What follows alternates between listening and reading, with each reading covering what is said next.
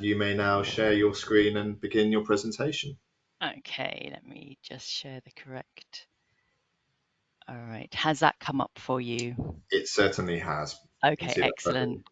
All right. So I believe when I came in, you were saying that the people attending have come from a wide range of translation and interpreting background. Is that correct? From the That's poll. correct. So, Okay. we had the majority mainly working in translation, but we had a reasonable numbers for simultaneous interpreting, more for consecutive interpreting, and some for subtitling. Nobody actually marked down live subtitling amongst the options. Okay, all right, thank you. Well, thank you so much for the invitation to be here, and it's lovely to join you all. Again, apologies for the video and technical issues at the start. That's always a fun of of working with tech, as I know well. And what I'll be doing is talking to you today about multilingual access through respeaking. So respeaking is a specialized form of live subtitling, and it's used to provide access in both broadcast content on television and also in different live events. And increasingly, it's being used as part of multilingual access. So that's what I'll be talking about. And I'll be explaining what respeaking is in a bit more detail, why it's needed and who uses it. Then I'll be talking about the different ways that respeaking can be used to provide multilingual access. And then I'll kind of take it from there to training respeakers, kind of the skills, knowledge, and expertise that are required to work in this area, and would be really interested in any questions or comments at the end. So, okay, what is respeaking? Sort of how does it work? Well, as I explained, it's a way of producing subtitles in real time, and it's using speech recognition software. So the broadcasts of the events are happening and the subtitles are created on the go. And so because of that, there's usually either no script for those events or only a partial script. And in the UK, it was first used in the broadcast television setting to provide access for deaf and hard of hearing audiences, because in order to get that full coverage, as well as subtitling programs like documentaries and dramas and films, access was also needed at programs like the news, weather reports, sports events, special events that all happen in real time. And so that's where this form of access provision came from and why it was needed. So what happens is in intralingual respeaking, so the programs on television when the audio is in English, the respeaker would repeat or respeak what the speakers on the program say, and they would do that in the same language as the original speaker. So in this case in English. At the same time, they would also be punctuating those sentences. They'd be adding full stops and commas as needed, and also including some sound labels or kind of identification of the person speaking, so that people who are deaf in the audience would have that knowledge as well. And sometimes slight edits might be made as that content is being respoken. Then what happens is that the speech recognition software processes the input, and then that input is displayed on screen, having passed through subtitling software. So while continuing to respeak new content, the respeaker is also having a look at what has come up on screen, just checking everything's working, and also occasionally errors can arise, so correcting those if needed and making further adjustments to the subtitling content. So it's very much a continual process. And it was intralingual respeaking that was really the first kind of respeaking that was used. Now, respeaking can also be done interlingually. So here, rather than purely repeating in the same language, the respeaker would also be translating the oral content of the program into the target language, still while voicing punctuation and sound labels as needed. So those are kind of the two forms of respeaking. And when working interlingually, this is what it might look like. So the original speaker here, speaking in Spanish, then the respeaker who's working it into English would add full stop while translating that sentence from Spanish, and then the subtitle would appear in English. And what we're going to do now is I'm going to just play you a video in a moment that explains this process. So the first section of the video models intralingual respeaking. And then in the second section, there's a sample of interlingual respeaking as well. And in the first part, it's, as you can see from just the image, it's in a television broadcast setting. And I'll just explain, this is kind of the older version of the software from a few years back. And then the interlingual respeaker that we'll see is working just using the speech recognition software Notepad to demonstrate it. So I wonder if you'd be able to play the video.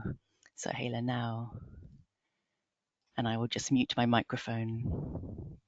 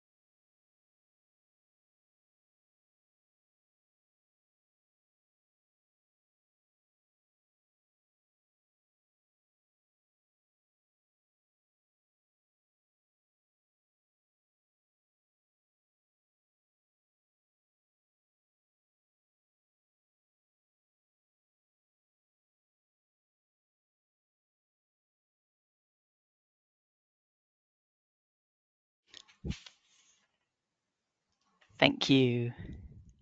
Okay, let me come back to screen sharing. Okay, so my screen should be back there now for you. So hopefully that gives you a feeling of what respeaking is and sort of what's involved, and also what the output looks like on screen. So why is respeaking needed? Well, if we think about audience group, as I explained, the original target audience of subtitles created intralingually were deaf, deafened, and hard of hearing audience members, and the subtitles were providing sensorial access to the programs. So that might be indicating the change of speaker or even giving them a name, depending on where subtitles are displayed. It can include simple sound labels like maybe applause or laughter, but you wouldn't see the kind of complex sound labels that are found in it for pre-recorded programs like dramas and documentaries, because it's been created in real time. But you might even get some song lyrics that are also subtitled to sort of share. So all those sound labels would also be included into the subtitles. But now, today, increasingly, these subtitles are used by quite a diverse group of people once they've been displayed. And according to Stage Checks, the National Theatre Captioning Charity, 80% of subtitle users actually use subtitles for reasons other than hearing loss. So they might be watching television in a quiet environment without sound. It could be people with a different first language or people trying to learn a language. And equally, some neurodivergent groups do find subtitles useful as well. So quite a few people might make use of these subtitles, even in their live form, once displayed.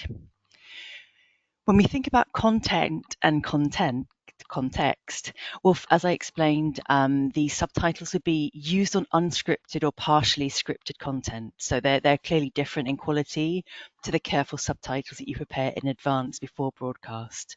So they're restricted to kind of live settings. So on television, it could be the news and weather, politics, reality television, special events. In live events, it could be a conference like this one, research events. It's used increasingly in educational, legal and medical settings, business settings. It really can vary. Sometimes it will take place in person with a captioner, subtitler working on site, but it can also be done remotely and also in different hybrid settings. So really quite a range of events can be covered. And sometimes the subtitles will be displayed for everyone to see. It could be kind of 2 lines at the bottom of a main screen, or it could be a separate side screen. And equally often people access on private devices as well. So the subtitles might be there for the entire audience to make use of, but it could equally be created for a single person. Perhaps someone needs subtitles on a training course that they're attending. So the audience can really vary. And there's also a potential for the use of live subtitling in many more settings. And one example is caption telephony, which allows people who are deaf or hard of hearing to have access to phone calls, and there's an intermediate subtitler captioning what's being said. And as I'll be talking about, it can increasingly be used within multilingual events, sometimes quite complex. So if we think about providing multilingual access through respeaking, there's a number of different access workflows that I'm going to talk you through. Now, sometimes when we talk about workflows, we're talking in respect to humans working with machines and automation. And to start with, I'll just be talking about human sort of people doing the translation and interpreting parts of these workflows. I'm not really talking about automation to start with.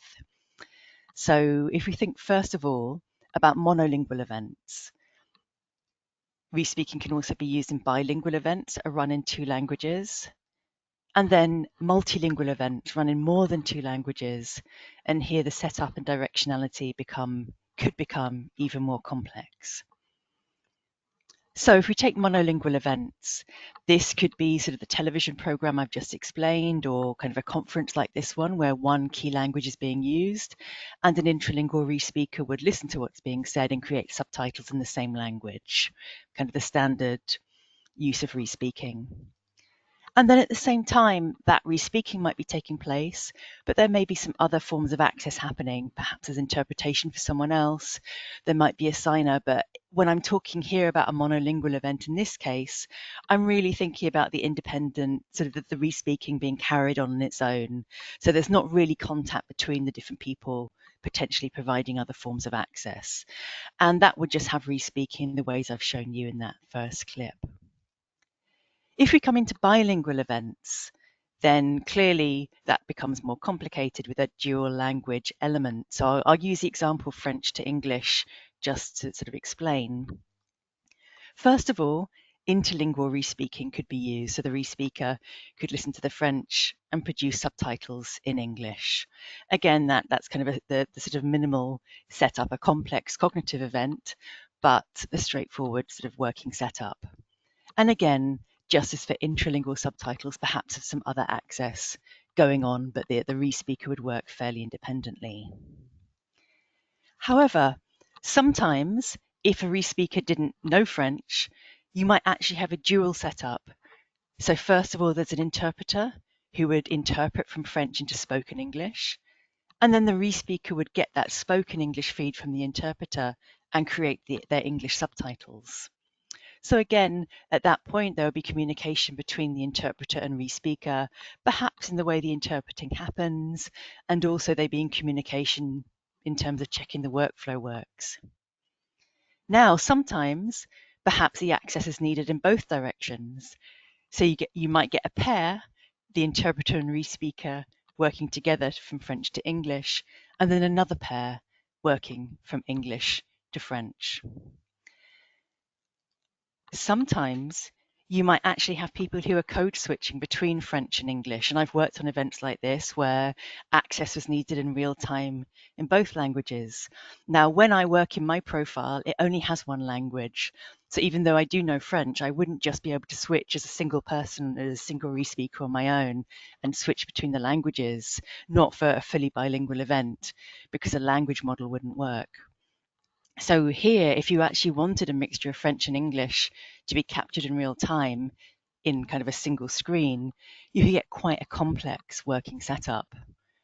So you might have the original speakers, an interpreter, and re-speakers. So say the original speaker is working in French, a single interpreter would interpret into English, and then when the original speaker switched to English, the interpreter would switch to French. And then one team of re-speakers would work from that interpreter's English feed into English. And then a second team of re-speakers would work from the French into French. So you can begin to see how in an event like that, you can really get quite complex combinations of language professionals working together. And this is increasingly, sort of re-speaking is increasingly used in that setting. Then we can come on to multilingual and even multimodal events. Now, for live subtitles to be created, you would always need someone speaking the language because re-speakers rely on that spoken language audio feed. However, perhaps you might have signing going on. There could be sign language going on, and perhaps even spoken language, the spoken language and sign language interpreters could be communicating with each other. The sign language interpreters might be looking at the live subtitling feed occasionally to check some details and use that as they're interpreting. Perhaps in some settings you might have people who are deafblind using tactile communication as well, and there might be sort of feedback coming between the spoken languages and tactile communication, and even some of the tactile communicators might look at the subtitles to get something. So potentially re-speaking can form part of really quite a complex multilingual, multimodal event where the subtitles appearing on screen can feed into different language directionality. And then, of course, you could also add a multilingual aspect to that and even automated elements within it. So there's really a potential for re-speaking to sit within sort of a complex working multilingual setup. And that kind of has implications on what the expectations are for re-speaking and also for what training and expertise re-speakers require. So both the reason for having re-speaking and its place within the access workflow impacts the nature of the re-speaking scene. So the re-speaker, while working, really needs to be aware of where they sit in the middle of this workflow. They need to know who they're working with directly. For example, will they be listening to the original speaker, or will they be hearing a feed from an interpreter? If they're hearing a feed for the interpreter, they're going to still need to know when there's a change of speaker so that they can indicate that for the audience. They need to know who their audience is. Is it an audience who are deaf and deafened, hard of hearing, who will need the sound labels and that notification of changes of speaker? Or is the aim of the subtitles to provide a written form of translation? In that case, perhaps the sound labels aren't needed, or perhaps the re-speaking feed is going to be fed into a machine translation to go into another language, and maybe that will affect how the re-speakers formulate their sentences. What the brief is for some meetings or some events, everything needs to be captured there, that the subtitles are going to be used to provide full access to the event. But perhaps sometimes only part of the event, part of the content needs to be captured in the subtitles. So it's very important for the re-speaker to know what's being asked of them so that they can tailor their subtitles to that. Similarly, how will the audience be viewing the subtitles? If the audience is going to see 2 lines of subtitles on screen. They'll have attention only on those 2 lines. But if, for example, 10 or 11 lines of text are being displayed, the re-speaker might go back and make some changes or correct a word here and there if there's a pause in speaking, because they know that the audience will still be able to go back and refer to those subtitles. So knowing how the subtitles are going to appear becomes very important. And then that automation anywhere in the workflow. There might be cases when the re-speaker really is creating subtitles that are going to go into multiple other languages, but the final audience will see those other forms of the language. And in that case, the re-speaker may really tailor perhaps their choice of words, even their sentence structure, to being well received by the machine translation software. So there's quite a variety there.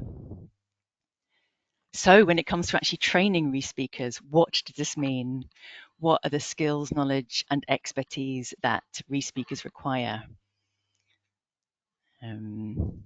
Well, if you think about skills to start with, in whatever setting that the re-speaker is working, they have to work at speed, because as with interpreting, they have to follow the speed of the original speakers. They have to be able to keep up with that, follow whatever pace there is.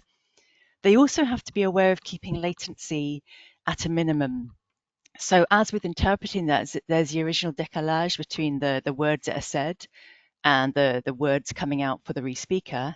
And then there's another element of delay or latency where the words that the re-speaker has spoken then appear on screen. So the re-speaker will always be navigating how to keep a continuous flow of words for the audience to read, and trying to do their best to speak in a way that the re-speaking software, I've said Dragon, will be able to process well to avoid misrecognitions, because errors do occur sometimes in subtitling, in the speech recognition, and they can be corrected. So very serious errors that cause kind of a misunderstanding or that omit something would be corrected.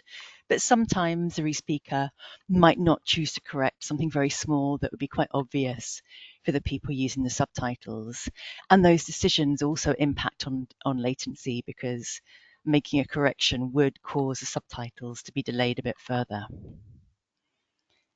So yes, Dragon, in the UK and English-speaking countries, and in many other countries, it is Nuance's Dragon Professional that is the software of choice for re-speakers. And the way that Dragon works is it processes input on the sound or the acoustic level. So the pronunciation of words is really important, that enunciation.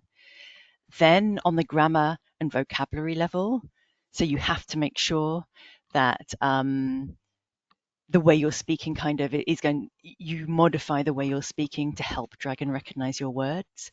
And then the actual individual words and the context they appear in is important. So when a re-speaker is preparing for a task, they would think about the words that might appear and make sure they've programmed all the necessary words correctly spelled into their voice models and test that they're working before going live.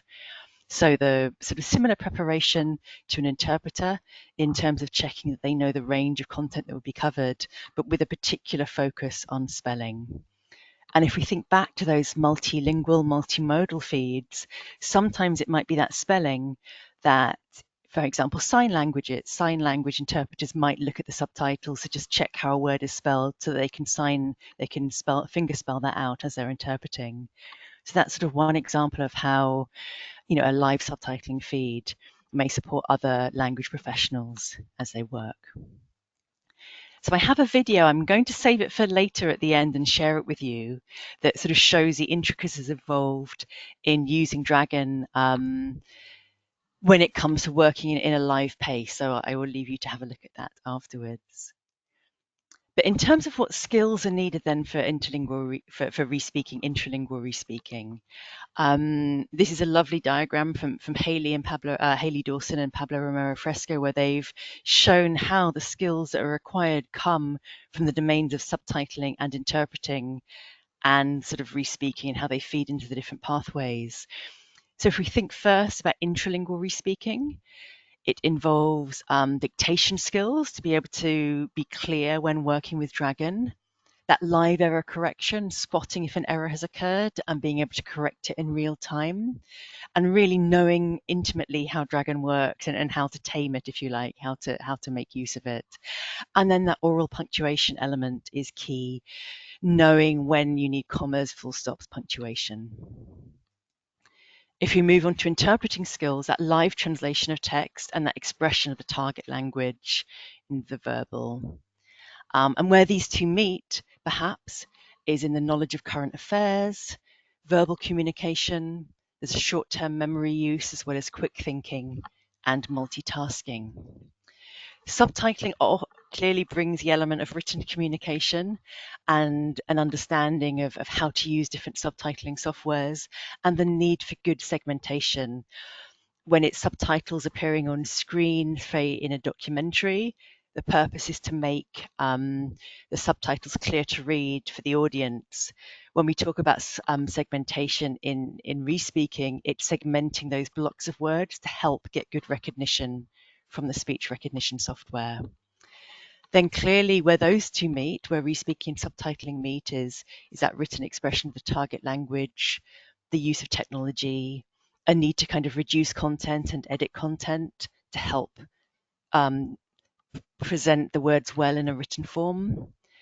And then interlingual respeaking in particular draws on that speed, language, condensation, reformulation of words, communication and comprehension. So there's really quite a lot of skills and dynamic going on when interlingual and intralingual respeaking take place. So I've mentioned editing and reformulating, things like that. So as a respeaker, you're always aiming to capture what the original speaker says in full. However, if you actually said everything they said when you're working intralingually, as well as saying those punctuation words as well, you'd actually have to say far more words than were originally spoken. So some editing is a natural part of respeaking. You might edit out some of the redundancies and repetitions, and then certain words and phrases might be changed or rephrased to help aid recognition. But on occasion, some content might need to be omitted just so that the respeaker can follow the pace of the original speaker. And if that had to happen, the respeaker would just aim to capture the core message and the very key details.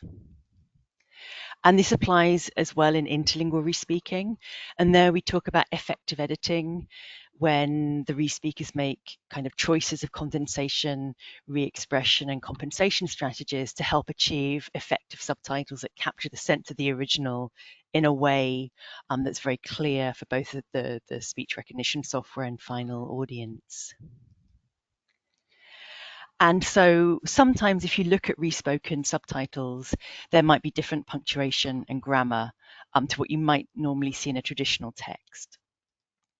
So when it comes to knowledge and expertise, well, subtitlers, need to know about the different types of contents and programs they're working on. There might be different content-specific research that's needed. The choice of software and equipment may vary as respeakers are working. So the respeakers really need to sort of, before going into an event, know what they'll be working on and what the requirements for them are. So they need to be very good at adapting to the current context. They need to know what the expectations are for them on that particular event, where their respeaking feed will be coming from, the original speaker or an interpreter, and hopefully, for example, if they're working in a pair with an interpreter, being able to have a conversation with the interpreter before the event begins can be really helpful. They obviously need to know whether they're working intralingually or interlingually, and also what that final use of the subtitles will be. Respeakers often have to provide information on what respeaking is and how it can be used in different setup. They might even give advice on particular scenarios and how to embed it into an Access workflow and what choice might be best. So they are often involved in providing information for the other professionals involved in the process. And then they have to have technical know-how, knowing about different subtitling software, navigating different audio and visual feeds, and also being able to troubleshoot and set up on the go. And key parts of this, from a professional point of view, being reflective, being able to review work and consider what happened, what went well, where does anything need to change, because re-speakers can often work on their own. This can be a vital part of just continuing to ensure they're improving their practice. Similarly, because re-speaking isn't always well understood if it's being used for the first time, it might be up to the re-speaker to advocate for a positive and effective working environment where they know that they'll be able to have the concentration that they need to perform well. When working independently and freelance, they need to be able to negotiate pay and contracts, and then continually adapt to a landscape that's ever changing with as new solutions come in, as new uses for re-speaking come up. So thank you all very much for your attention. I think I've just about kept to time, but I'd love to hear any comments or questions that you do have. Thank you very much for that, Zoe. That was really very interesting, and we've got lots of questions coming in. Um, we are fairly tight for time, so I guess maybe I would summarize at least 6 or 7, if not more, questions as how do we basically get into Yes. re-speaking? Are there courses, qualifications? What's the kind of route into this profession? Yes, so I think in the answer will vary according to the country that you are in. So I'll start there. There are academic pathways. I think at the moment the University of Leeds have the most extensive course on re-speaking in the UK. Right. Similarly, it's also possible to begin working in-house in a company if you want to kind of shift and take this on full time. And usually, because of the technicalities of broadcast television and how subtitling works there, often that training will take place in-house.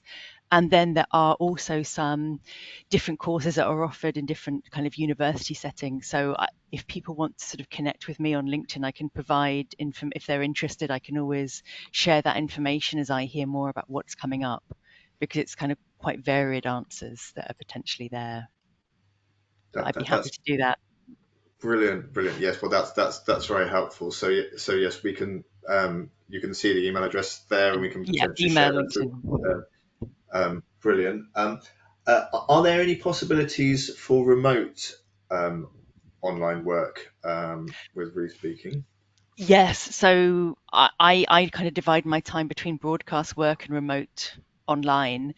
I would say that to set up as a remote online re-speaker, you need to have that good grounding and be pretty confident in your work, because because you work more independently, you have to have that wider range of the professional expertise that I mentioned, but it is possible. So I would recommend coming in with some experience. But yes, a lot of the work I do is remote, sort of for different Okay, events.